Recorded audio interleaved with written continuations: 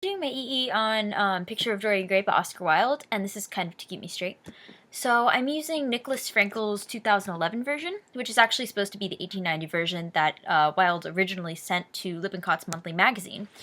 After submitting this essay, the publishers immediately knew that there was something wrong with it, that, it would probably be very controversial due to its homosexual leanings, and they edited out a lot of things, including, words that Basil said, especially what Basil says about, his love for Dorian, and he uses the word worship for Dorian, which was very controversial. And after this release, there was a lot of criticism from, across the board, and people were banning the magazine. The magazine was being yanked from stores. So Wilde completely changed his novel for the 1891 release. He adds a lot of things, like he adds the character of Sybil Vane's mother and her brother, and the whole plot with Sybil's brother about enacting revenge against Dorian for messing up his sister and her suicide is actually non-existent. The part with the opium den is totally non-existent. The real novel, well, the 1890 version, not the real novel, but the original 1890 version, which I think is more faithful to what Wilde really wanted to express, actually it's considerably less plot structure. There's a lot less plot, and I think it really takes away from Dorian Gray's the message that Oscar Wilde originally wanted to put out when he changed everything for the 1891 version. And the 1891 version is actually usually what you're going to find in stores, such as the original one that I bought was Barnes & Noble's edition, and I didn't realize that this would probably be more accurate. Woo. So here goes. Learning the novel, or learning this new version of the novel, I kind of, read a lot into it, and this is also kind of my interpretation. So a lot of people seem to think that Dorian's portrait is changing because he's sinning, and the painting is showing the imperfections of his soul, and, as he sins, his soul gets more and more unclean, and that's kind of, why his painting changes. But I think that's, well, in my opinion, I think that's incorrect, because obviously Oscar Wilde was a gay writer and wrote differently. Where am I? Okay. So when I read the text, I see more evidence for internalized homophobia being the actual cause of his painting changing, and the effect that societal pressure is also having on Dorian Gray's psyche. And this novel's really gothic, kind of like novels like Dr. Jekyll and Mr. Hyde, so it kind of goes into more of the dual nature of humans and kind of a split psyche and the rational mind, just kind of a split there. And I think the painting of Dorian Gray, actually represents the guilt on his psyche as Victorian England is acting upon it. And I think that Henry and Basil, two other characters in the novel, which were actually there's only three main characters in the 1890 version, where the 1891 version I think goes more into Sybil Vane and her brother and whatever. So, so the three main characters, they all kind of seem to have dual natures with their human rationale side and the split psyche. And Henry and Basil, I believe, they have it to a lesser degree, but they still have it. Both kind of experience homosexual attraction, which is kind of debatable sometimes, but I believe that there's a lot of evidence for it. I mean, Dorian is obviously enamored with Basil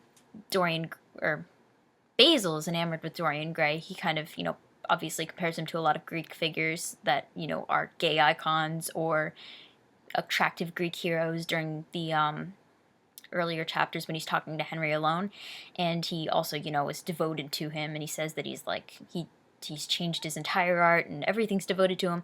So, I mean, I think there's a lot of evidence saying that Basil is completely enamored with Dorian. But then Henry's homosexual attraction is also kind of hinted at. Like, he and Dorian, it's kind of vaguely mentioned, but they share a vacation house for a while. They walk arm in arm from the club.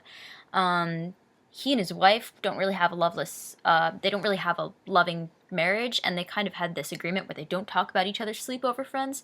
And his wife also mentions, when Dorian Gray comes over, that Henry has 27 photos of Dorian, which is also changed later in the 1891 version. It's reduced to like 14 or 17 photos, which I think is telling about just how much evidence that is towards their gay relationship, or his gay attraction. I'm not sure if they had a relationship.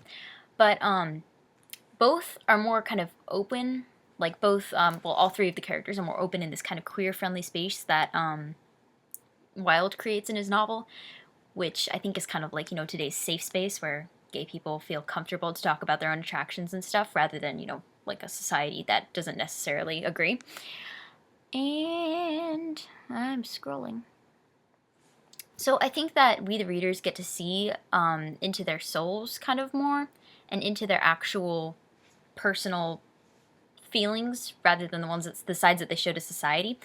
So they've got like kind of public masks that they put on. Like Henry kind of has a cover wife, which there's kind of a lot of evidence saying that they don't really have a loving relationship. She's kind of described as being in love a lot, and he doesn't describe. They both don't describe where they are. They just kind of come together and tell each other stories. And Basil seems to be kind of celibate, and he refuses to show the painting of Dorian to society. He calls it like society's prying eyes that he's protecting his painting from.